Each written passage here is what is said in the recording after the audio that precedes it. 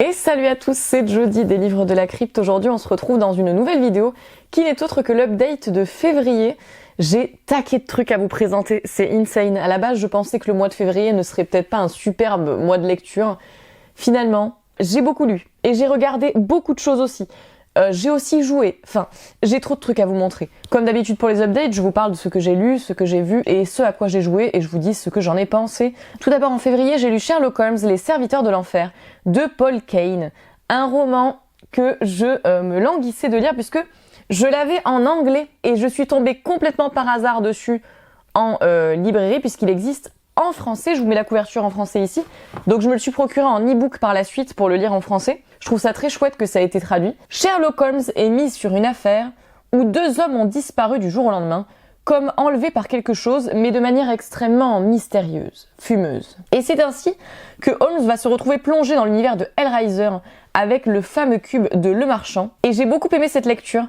J'ai trouvé ce crossover hyper ingénieux avec des rappels de chaque univers durant divers moments de l'histoire. Le lore de Hellraiser, il est très bien retranscrit, c'était franchement haletant. Un vrai page turner, je trouve, en somme. C'est vraiment un livre, tu te lances dedans, t'es à fond dedans, tu tournes les pages sans t'en rendre compte. Je l'ai lu assez rapidement, t'es vraiment embarqué dedans. Donc je comprends que Barker ait accepté que ce roman fasse partie intégrante du lore de l'univers, du coup. Mon seul bémol quant à cette lecture, d'où mon 4 étoiles sur 5, c'est que ce sera pas un coup de cœur, car le dernier quart en enfer, je l'ai trouvé un peu too much sur la fin. Habituellement, je m'en fous, mais là, j'ai trouvé que l'ambiance changeait du tout au tout, et ça m'a un poil déstabilisée, quoi. Sinon, à part ça, je suis très contente de l'avoir lu, et c'était une très bonne lecture dans l'ensemble. J'ai trouvé ça giga cool. Également, j'ai lu Le Changeling de Victor Laval, un livre que j'avais envie de lire depuis un petit moment, mais qui m'impressionnait un peu quant à la longueur du pavé. Mais c'est chose faite. 3 étoiles sur 5 pour ce roman. Dans ce roman, on suit Apollo. Apollo, c'est un bouquiniste, dénicheur de pépites d'occasion. Et il rencontre l'amour, mais sa femme disparaît après avoir tué leur fils. Et sa vie bascule. C'est une lecture que j'ai trouvée intéressante. On est dans une sorte de conte de fées étrange, mêlé de magie noire et d'histoire familiale au cœur de New York, pour vous situer un peu au niveau de l'histoire. Il y a évidemment une atmosphère assez sombre, ça coule de source. On pourrait qualifier cette histoire de réalisme magique presque. C'est un roman à plusieurs couches qui se découpe en plusieurs parties. C'est très dense. Et il y a des parties que j'ai bien aimées et d'autres moins, d'autres où j'ai même pu trouver un peu le temps long, m'ennuyer. Et c'est pas un roman dans lequel il m'a été facile d'avancer, j'ai pas mal traîné à le terminer. J'ai pu trouver également cela peut-être un peu trop dense avec trop de choses à la fois en une seule œuvre. En somme, c'est une lecture que je suis contente d'avoir lue, mais c'est pas un coup de cœur non plus, quoi. Également, j'ai lu Les Chats d'Ultar par Gutanabe, inspiré des œuvres de Lovecraft. Un manga où j'ai mis 5 étoiles sur 5. Vous savez que j'aime bien, moi, cette saga qui reprend les œuvres de Lovecraft sous le format manga. Dans ce nouveau manga de Gutanabe, il adapte ici 3 histoires de Lovecraft. C'est les Faïs, les Chats d'Ultar et les autres dieux. On retrouve donc une ville qui n'apparaît que dans les rêves d'un homme, une ville où les chats sont sacrés, et 2 personnages qui partent à la rencontre des dieux de la terre. Et j'ai vraiment beaucoup aimé ce manga. Comme toutes les adaptations de Tanabe, les dessins sont assez hallucinants et tu parviens sans aucun mal à rentrer dans l'univers. Je me rappelais plus toutes ces histoires en plus, donc c'était sympa à redécouvrir. Et franchement, j'ai trouvé certains moments assez terrifiants. C'était une bonne lecture, un bon manga de Gutanabe par conséquent. J'ai lu également Chienne de garde de Dalia Della Cerda. J'ai mis 5 étoiles sur 5 à cette lecture, c'est un gros coup de cœur. On est dans un recueil de nouvelles ici où Dalia Della Cerda nous conte les histoires de femmes mexicaines avec des nouvelles dans lesquelles les personnages s'entrecroisent, ce que j'ai trouvé particulièrement intéressant. On est plongé complètement dans le contexte du Mexique et on y traite beaucoup dans ce recueil de la condition de la femme qui est assez difficile. J'ai beaucoup apprécié la diversité des femmes qu'on nous présente ici. J'ai trouvé les personnages hyper intéressants. Les sujets abordés sont parfois très durs. Je vous conseille vraiment de regarder les triggers avant de vous lancer dans la lecture si vous êtes sensible. On y trouve notamment VIOL, meurtre, envie de mettre fin à ses jours ou encore violence conjugale. Mais entre autres, parce que vous vous doutez, c'est pas les seuls triggers. Il y a énormément de triggers dans ce recueil de nouvelles. Et il y a vraiment des moments de texte que j'ai trouvé assez fulgurants ou touchants. J'ai beaucoup aimé l'écriture ici qui est à la fois brute et bien développée. C'était vraiment une bonne lecture que ce recueil de nouvelles en somme. Ensuite, j'ai lu Coup de grâce de Sophia Ajram. Une lecture qui, malgré son titre, n'est pas en français. C'est une petite nouvelle en anglais. J'ai mis 2 étoiles sur 5. C'est pas vraiment une réussite. Dans ce roman, on va suivre Viken. Viken, il veut mettre fin à ses jours. Mais alors que notre personnage sort du métro, il se retrouve coincé dans la station. On va donc le suivre en quête de la sortie. Et j'ai pas trop accroché à ce livre. Je pense que le problème, c'est qu'on me l'a trop vendu comme un roman d'horreur qui est un peu dans l'univers des espaces liminaux, labyrinthiques, enfin on avait un univers un peu labyrinthique, on me l'a vendu un petit peu comme ça, et je pensais que ce serait plus développé que ça. Je m'attendais vraiment à quelque chose de très différent. Il y a des choses qui furent certes une surprise et une bonne idée, mais ça a quand même pas fonctionné sur moi pour une fois, comme la fin à choix multiples qui aurait pu être une superbe idée, mais là en l'occurrence ça a pas marché sur moi. L'écriture ne m'a pas accrochée. Je suis quand même contente de l'avoir lu, car ça faisait partie des lectures que je voulais découvrir, mais ça m'a pas transcendée en somme. J'ai enfin lu ensuite Kohabana tome 1 de Tara A. Devlin. Ici, j'ai mis 4 étoiles sur 5 à ma lecture. On est dans un recueil avec tout un tas d'histoires d'horreur japonaises trouvées sur internet et rassemblées par Tara A. Devlin. Un recueil de creepypasta japonaise en somme. Et là, c'est le tome 1. C'est rangé par thématique avec dans ce tome notamment les hantises, les bâtiments lugubres, les jeux et les poupées, les malédictions, les légendes ou encore la technologie. J'ai passé un bon moment de lecture avec des histoires qui m'ont passionné plus que d'autres. Certaines étaient vraiment flippantes et faisaient froid dans le dos. Je suis très contente d'avoir découvert tout cela et j'ai hâte de découvrir la suite avec le tome 2. J'ai ensuite lu un roman que je voulais lire depuis hyper longtemps parce que j'adore Je sens grandir ma peur de Yen Reid et donc Le Remplaçant. C'est une lecture que j'avais envie d'effectuer depuis un petit moment. J'ai mis 3,5 sur 5 à ma lecture. Dans Le Remplaçant, qu'est-ce qu'on va raconter comme histoire? Eh ben c'est très étrange. Un beau jour, alors qu'ils sont dans leur petite vie quotidienne, un couple reçoit la visite de Terence, qui va leur annoncer que le mari a été sélectionné pour aller dans l'espace et que durant son absence, une sorte de robot identique à lui va lui remplacer. Et dans ce livre, du coup, on va suivre l'avant-voyage. J'avais très hâte de lire ce Yen Reid, car j'avais absolument adoré, donc Je sens grandir ma peur. Donc je voulais découvrir autre chose. J'ai eu plusieurs surprises, car je m'attendais à trouver certaines choses en le lisant, que je n'y ai pas trouvé, c'était pas le cas. Je sais pas pourquoi, mais j'étais persuadée avant de le commencer qu'on serait déjà du point de vue de la femme du couple et qu'il se passerait tout un tas de trucs glauques avec ce robot remplaçant. Et c'est pas vraiment ça. C'est pas vraiment ça. Si vous vous attendez à une histoire un peu comme ça, c'est pas vraiment ça. On est plus dans un roman d'atmosphère qui prend son temps, hein, avec quelques longueurs, malgré le fait que j'ai trouvé qu'il se lisait très bien, vu que je l'ai lu en une après-midi. En revanche, j'ai été incroyablement frustrée, car c'est un livre qui comporte énormément d'indices à repérer si tu veux comprendre ce qui s'est vraiment passé. Donc, devinez qui a dû taper sur Google après sa lecture le fameux explication de la fin du roman, c'est moi. Parce qu'il y a plein de trucs que j'avais ratés. J'avais pas repéré certains trucs, il y a des trucs que j'avais loupés à la lecture. Bref, il y a aussi une tentative de plot twist qui fonctionne, je trouve, moins bien que dans son précédent roman. C'est plus prévisible, mais qui fait quand même son petit effet. C'est un roman que j'ai trouvé intéressant et que je suis contente d'avoir lu en somme, même si c'est pas un coup de cœur, hein, vous avez compris. J'ai lu ensuite La malédiction de la momie de R.L. Stein. Alors ça, c'est une relecture d'un Chair de poule après mon enfance. Parce que pour le coup, la dernière fois que je l'ai lu, j'étais enfant. Et ce Chair de poule, ça a été plutôt une bonne lecture. C'est pas le meilleur Chair de poule, mais je commence parce que là, du coup, c'est le numéro 1. Et je vais lire dans l'ordre petit à petit. J'ai mis 4 étoiles sur 5 sur ce Chair de poule. On est avec Gabriel. Gabriel, il est en vacances en Égypte avec son oncle Ben et sa cousine Sari. Oncle Ben y travaillant, ils explorent ensemble les pyramides et découvrent qu'un danger s'y tapit. Donc, mon objectif en 2025, vous l'avez compris, c'est de relire pas mal de Chair de poule, et c'était une bonne lecture dans l'ensemble que ce Chair de poule. Pas un coup de cœur ni le meilleur des Chairs de poule, mais ça fonctionne bien, et j'ai été franchement étonnée de voir le côté terrifiant du bouquin, malgré le fait que ce soit un bouquin qu'on nous annonce pour les 9-10 ans. Il y avait vraiment des moments terrifiants dans ce livre. Terrifiants. Avec des gosses qui se font pointer une arme dessus, qui se font kidnapper, enfin, what the fuck, c'était quand même assez terrifiant. Et c'était vraiment cool de relire ça avec mes yeux d'adulte. Le prochain, ce sera La Nuit des Pantins, et j'ai très hâte. J'ai lu ensuite une BD qui s'appelle L'Enfantôme de Jim Bishop. C'est une pote qui m'a parlé de cette BD parce que je connaissais pas du tout le taf de Jim Bishop avant ça, donc c'est vraiment la première BD que je lis de Jim Bishop. J'ai mis 4 étoiles sur 5 à cette BD. Dans cette BD, on va suivre des ados qui doivent avoir de meilleures notes, sans quoi leurs parents vont les tuer. Vraiment les tuer, je veux dire. Et j'ai beaucoup aimé cette BD, ça aborde tout un tas de sujets tels que la puberté, la pression ressentie, la santé mentale, l'amour, l'acceptation de soi, le harcèlement, etc. C'est à la fois gore, horrifique, mais aussi absurde, très métaphorique. J'ai été un peu déstabilisée, cela dit, au milieu, parce que il y a un petit côté un peu décousu dans l'histoire au niveau du milieu, mais ça tenait quand même la route. J'ai trouvé les dessins très très cool, plutôt une bonne lecture. J'ai lu une autre BD ensuite, j'ai lu Sibylline de Sixtine Dano. J'ai mis 4 étoiles sur 5 à cette BD aussi, donc plutôt une bonne lecture. On va suivre une étudiante en architecture qui décide de s'inscrire sur un site de Sugar Baby afin de subvenir à sa nouvelle vie parisienne. Et j'avais peur au niveau du sujet que ce soit possiblement maladroit ou pas hyper bien amené, mais c'est une BD que j'ai trouvée assez bien construite. En réalité, on peut vraiment voir que Sixtine Dano s'est renseignée et a recueilli des témoignages de personnes concernées pour celle-ci. On y retranscrit très bien les injonctions patriarcales subies par les femmes, la précarité étudiante, le fait de s'approprier son corps.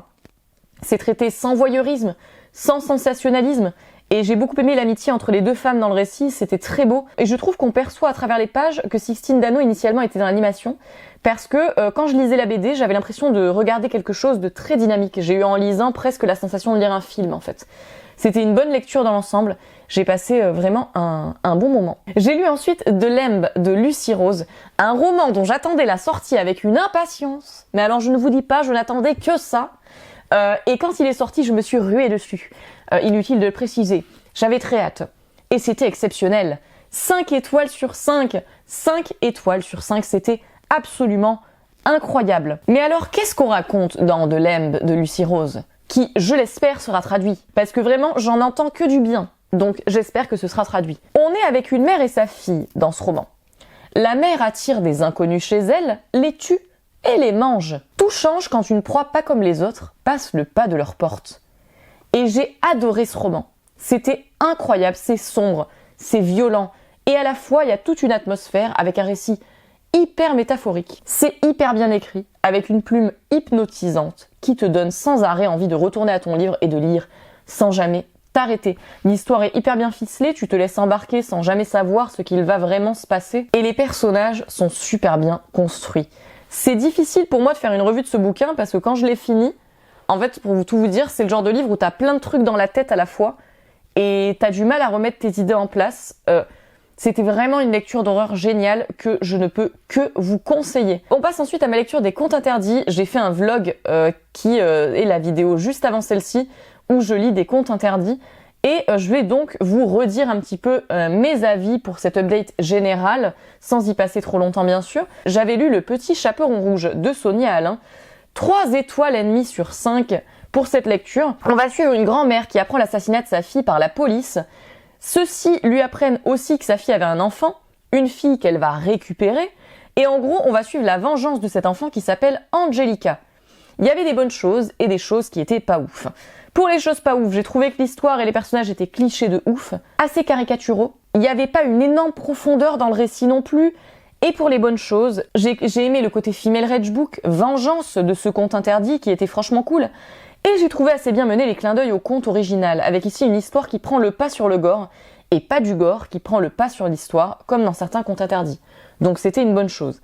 Contente de l'avoir lu, même si c'était pas parfait en somme. J'ai lu par la suite La Belle au bois dormant de L.P. Sicard, là aussi 3,5 sur 5 pour cette lecture. Dans ce conte interdit, on va suivre Hélène.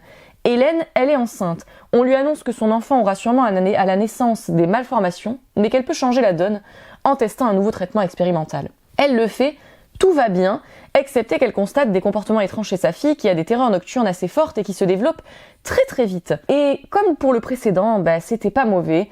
Ça se lit assez bien, et dans ce conte interdit, le trash est assez bien dosé, c'est plutôt soft. J'ai aimé le fait qu'il y ait une histoire bien développée, mais là aussi, ce n'est pas un coup de cœur, car il m'a manqué quelque chose. J'ai trouvé le conte original assez loin le concernant pour celui-ci. C'était pas très bien développé. Si je dois résumer un petit peu mon avis, c'est un thriller qui se lit très bien rapidement, un page-turner efficace, mais qui ne reste pas en mémoire, tout simplement. Ensuite, j'ai lu Le Magicien d'Oz de Maud Royer. J'ai hésité entre 2 et 1 sur 5 pour cette lecture, parce que c'est une lecture que j'ai pas terminée, donc c'était pas une bonne lecture.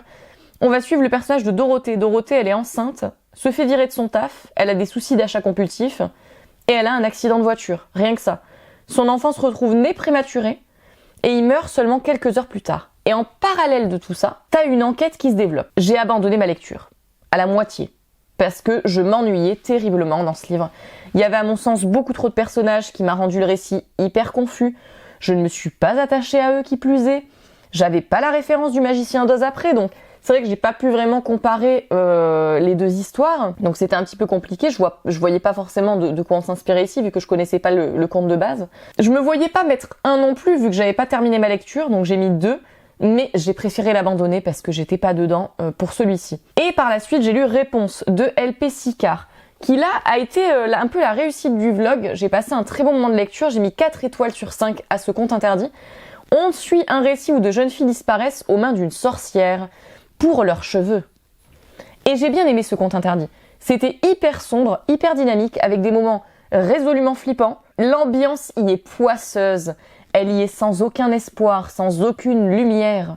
Mais tout cela est assez bien construit. Et donc c'est pas parfait, mais c'est un récit d'horreur que j'ai trouvé franchement efficace et creepy. Autre coup de cœur de cette update lecture, j'ai lu Eau douce de Aquaec MZ.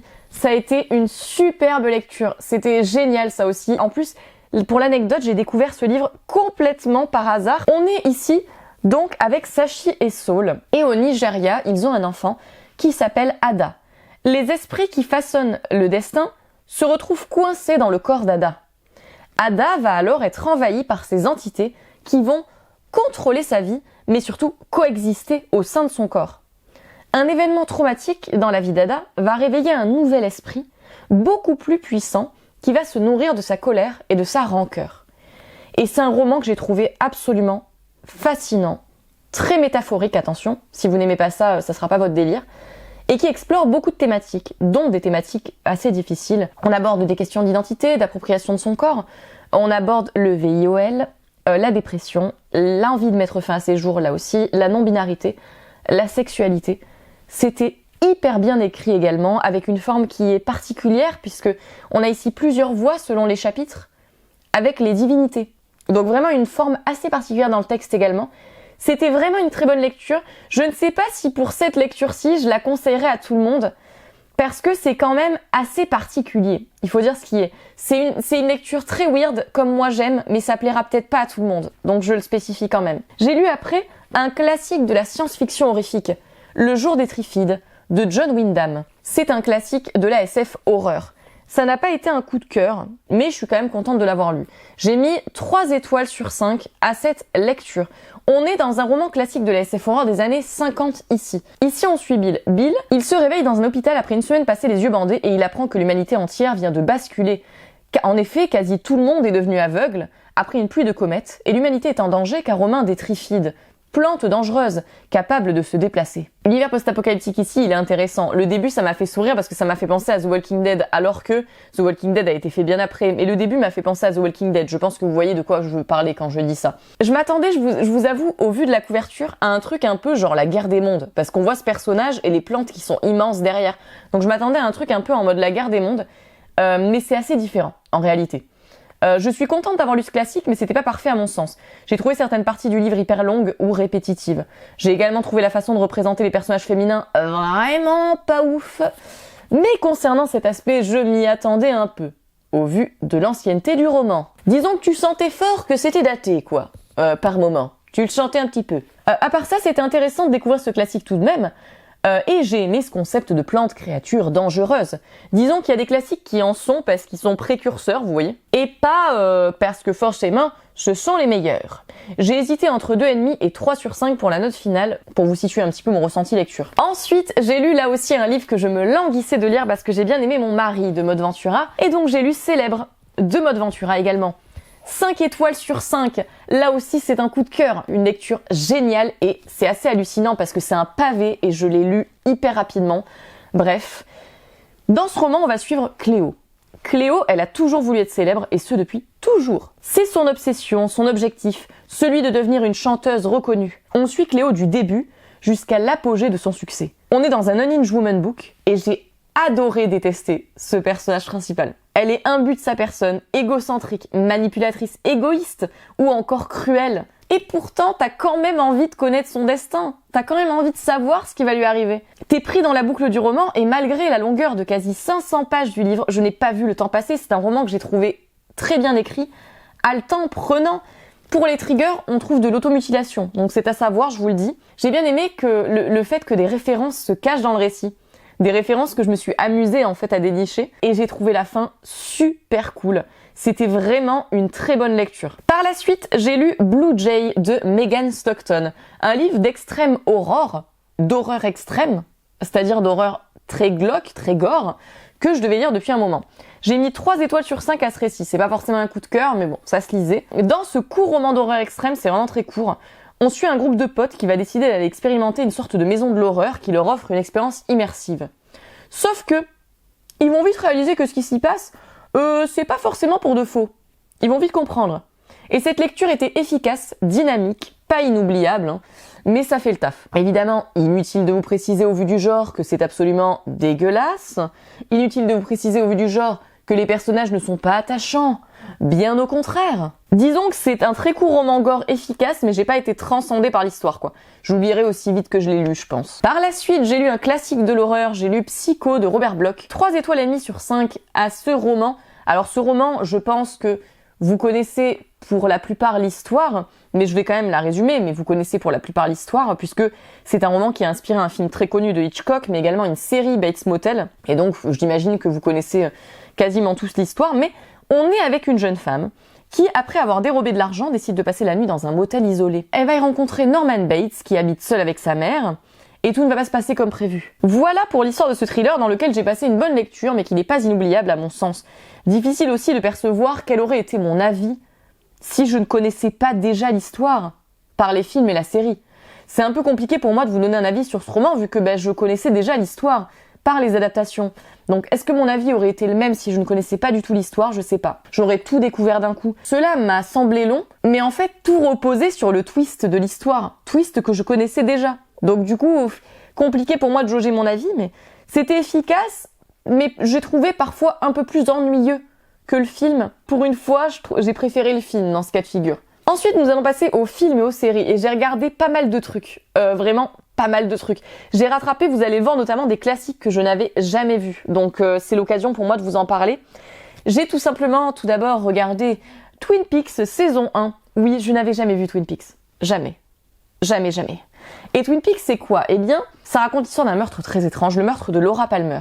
Et donc là, on va suivre un petit peu, on va essayer de comprendre un petit peu au travers d'un agent du FBI, mais également de tous les gens qui entouraient le personnage de Laura Palmer, ce qui s'est passé. C'est très étrange, il y a beaucoup de mystères, beaucoup de choses et tout. J'ai beaucoup aimé l'esthétique de cette série, l'ambiance, il y a vraiment toute une ambiance très particulière. J'ai passé franchement un bon moment dans cette saison 1, donc je regarderai la saison 2. J'ai regardé ensuite Hérésie sur Shadows. J'ai adoré ce film. C'était incroyable, j'ai adoré. C'est un film de folk horror. Un film de folk horror où on va suivre tout simplement une femme qui habite dans un village très reculé, où les personnages qui habitent ce village sont très religieux, et on nous parle d'une forêt qui serait maudite. Et cette femme va être soupçonnée très rapidement de sorcellerie. C'est absolument incroyable, les visuels sont sublimes. Il est génial ce film, il est génial, j'ai adoré. J'ai ensuite regardé Willow Creek sur Shadows toujours. Alors ça, c'est un peu moins une réussite, mais j'ai trouvé ça marrant quand même. J'ai trouvé ça marrant à regarder quand même, mais c'est un peu moins une réussite. Willow Creek, c'est quoi? On suit un couple, et ce couple, il décide de partir à la recherche de Bigfoot, du Sasquatch. Et donc, il part dans la forêt. C'est un fun footage. C'est un fun footage. Donc moi, j'entends ça, je me dis, mais il faut que je regarde ce film. Il faut absolument que je le regarde. On parle de Bigfoot dans la forêt, fun footage, j'ai envie de regarder. Il s'est passé avec ce film un peu ce que je reproche à pas mal de fun footage des fois, c'est que tout l'intéressant du film se produit à la fin. C'est-à-dire durant les 20 dernières minutes, peut-être. Si je peux vous situer un peu. Et donc ça, c'est dommage. Parce que on s'ennuie une bonne partie du film, et à la fin, il se passe plein de trucs. Aussi, pour ceux qui ont vu le film, vous le comprendrez, mais le Bigfoot, il a quand même une apparence très étrange. Enfin, à la fin du film, j'ai pas tout compris. Mais c'était drôle, c'était fun, c'était marrant, on va dire. Willow Creek. C'est pas un coup de cœur, mais c'était marrant. J'ai regardé ensuite Night Beach sur Disney+. Alors ça, évidemment que j'allais regarder vu que j'ai lu le roman de Rachel Yoder, puisque c'est adapté d'un roman qui a été traduit en français d'ailleurs et qui s'appelle La Nuit Chienne. Et dans Night Beach, on va suivre simplement le quotidien d'une mère de famille qui vit énormément de charge mentale parce que son mec fait pas grand chose à la maison, elle s'occupe de tout, et à un moment donné elle va se rendre compte qu'elle se transforme peu à peu en chien sauvage, en loup sauvage. Et c'est une histoire du coup de body horror, qui est très métaphorique évidemment. En film, alors j'ai trouvé ça assez différent du livre parce que peut-être que je suis passée complètement à côté de l'ouvrage, mais dans le livre j'avais l'impression qu'il y avait peut-être moins ce ce prisme humoristique. Donc c'était assez différent. J'ai pas passé un mauvais moment, c'était un film assez sympatoche et tout, et j'ai trouvé ça cool de voir l'adaptation. J'ai ensuite re-regardé un classique que j'adore parce qu'en fait ça fait partie des premiers films d'horreur que j'ai regardé, donc j'adore ce film. J'ai rematé Creepshow 2 sur Frickson. C'est un vieux film où on trouve plusieurs histoires d'horreur. Tout simplement ici 3 histoires d'horreur si mon souvenir est bon. On va retrouver l'histoire d'un immense mannequin en bois d'Indien qui va se venger car ses propriétaires ont été tués. Une nappe très étrange dans l'eau sous un radeau qui va niaquer une bande de jeunes qui voulaient s'amuser. Et l'histoire étrange d'un autostoppeur. C'est un peu daté par moment, mais franchement, j'adore quoi. J'aime trop les effets spéciaux, j'aime trop la musique, l'ambiance. Et puis cette esthétique comics d'horreur, enfin, j'aime beaucoup Creepshow 2. Du coup, j'étais contente d'avoir rematé ce film. J'ai rematé Les Démons du Maïs aussi, sur Frickson, que j'avais pas regardé depuis des lustres. Ça aussi, ça fait partie des premiers films d'horreur que j'ai regardés. Et alors, tout simplement, c'est adapté d'une histoire de Stephen King. Une histoire de Stephen King qui se trouve dans Danse Macabre, ici. Creepshow aussi, Creepshow aussi, c'est des histoires de Stephen King. On va suivre tout simplement un couple qui se retrouve complètement paumé et ils vont faire la découverte terrifiante d'une secte d'enfants au milieu des maïs. J'étais contente de revoir ce film et les enfants jouent très bien, mais j'avais oublié à quel point c'était long. Franchement, c'était un peu long. Je me suis un peu ennuyée. La trame, elle s'étire en longueur et je trouvais que ça pouvait durer bien 20-30 minutes de moins. Mais c'était quand même plaisant de re-regarder ce souvenir. J'ai maté ensuite Terrifier 3. Moi, Terrifier, c'est pas ma saga de film préférée. C'est pas l'horreur que je préfère. J'ai détesté le 1. Je tiens à le dire. Voilà, chacun son avis là aussi, ne me frappez pas, chacun son avis. J'ai absolument détesté le 1. Le 2, j'ai trouvé que c'était un peu mieux. C'était pas encore ça, mais j'ai trouvé que c'était un peu mieux. Et le 3, je l'ai trouvé intéressant. J'ai trouvé intéressant, mais pourquoi j'ai trouvé intéressant? Parce que dans le 3, on en apprend un petit peu plus sur le background de Art le Clown, donc du méchant. La fin, en tout cas, laisse présager une suite intéressante où on en apprend plus sur le lore du clown. Moi, c'est vraiment le développement de l'univers qui m'intéresse. Le côté gore, je m'en fous, franchement. Le côté gore, c'est pas le truc qui m'intéresse dans le film. Moi, vous le savez, de façon vraiment, dès que c'est dégueulasse. Dans le 1, c'est ce que j'avais pas aimé, c'est que c'est vraiment dégueulasse y a pas grand intérêt. Là, j'ai trouvé qu'il y avait... Alors, c'est toujours pas ma saga favorite, je tiens à le dire, mais j'ai trouvé qu'il y avait un développement du lore intéressant. Donc, je suis quand même curieuse de savoir comment ils vont développer ça par la suite. J'ai regardé ensuite, là aussi, un classique du cinéma d'horreur que je n'avais jamais vu. Et oh putain que c'était lunaire. C'était Society. Je ne m'attendais pas du tout à ça. On va suivre le personnage d'un jeune homme. Ce jeune homme, il évolue dans une caste un petit peu huppée, vous voyez. Et il va très vite se rendre compte qu'il y a des choses très étranges qui se profilent. Lui, il va trouver qu'il y a des choses bizarres. Et on va le faire passer pour un fou. En mode, mais non, il se passe rien de bizarre. Spoiler alert, bien sûr qu'il se passe des trucs bizarres avec cette caste de gens riches. Waouh! La fin de ce film, excusez-moi, mais il y a une scène de body horror, qui s'étale en longueur, qui est très longue à la fin du film. What the fucking fuck? What the fuck? Vraiment, je ne m'y attendais pas du tout. Et j'étais en mode, what? Sinon, j'ai bien aimé.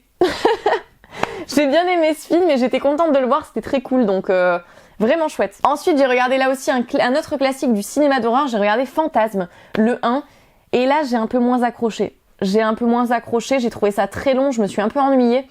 Dans Fantasme, on va suivre tout simplement 2 personnages qui vont enquêter eux-mêmes sur une étrange histoire de tombe pillée. Et visuellement, c'était très intéressant.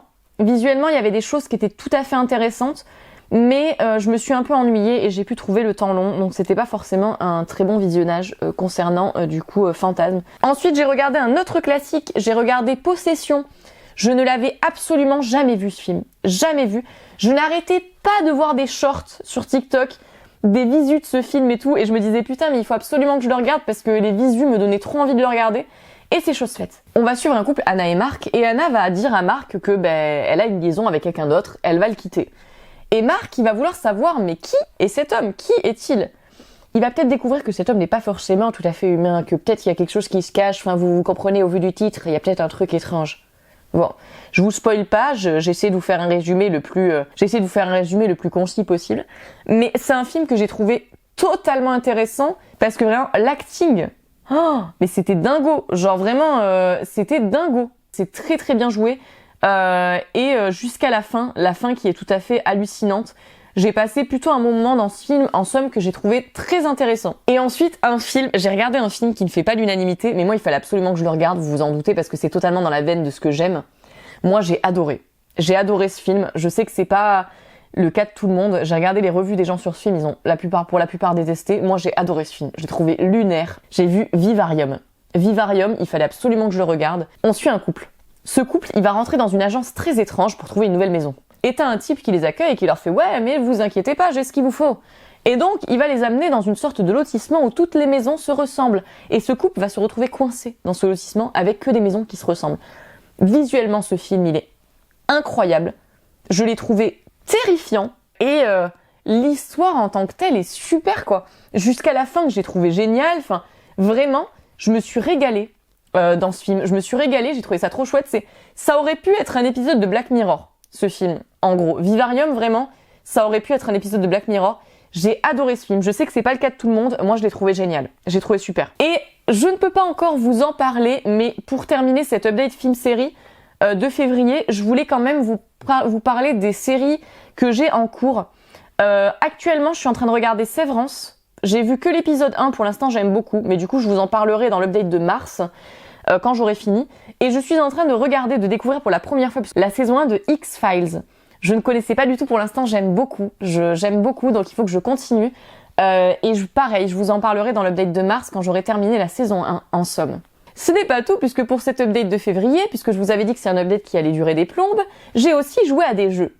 J'ai joué à des jeux et des jeux qui étaient très bien, très bien. Tout d'abord, Little Nightmares 3 va sortir. Au moment où je vous tourne cette vidéo, ce n'est pas encore le cas, mais il va sortir. Et donc j'ai refait Little Nightmares 1, que j'adore. C'est un jeu que je trouve tout à fait terrifiant. Tu incarnes un petit personnage dans un kawaii jeune. Il est perdu dans un monde tout à fait terrifiant.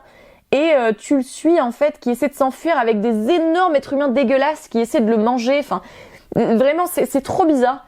C'est une ambiance très étrange, Little Nightmares. Mais j'adore ce jeu. J'adore ce jeu. Et du coup, je suis en train de refaire le 1. Et après, il faut que je refasse le 2 avant que le 3 sorte du coup. Et j'ai découvert un jeu que je ne connaissais pas du tout. Et au début, je me suis lancée dedans en me disant « Ouais, bon, je sais pas trop ce que ça va donner. » Et j'adore. Sachez-le, j'adore. Je passe mon temps sur ce jeu. J'ai passé un week-end entier sur ce jeu. J'adore. C'est Dredge. Dredge, c'est quoi? Eh ben Dredge, t'es tout simplement un petit pêcheur, t'es sur ton bateau. Et alors Dredge, quand tu pêches de jour, t'as des poissons normaux. Quand tu pêches de nuit, t'as des poissons Lovecraftiens très étranges. Parce que il y a clairement une vibe un peu Lovecraftienne dans Dredge. Hein. Tu pêches des poissons mutants très chelous. Vous voyez?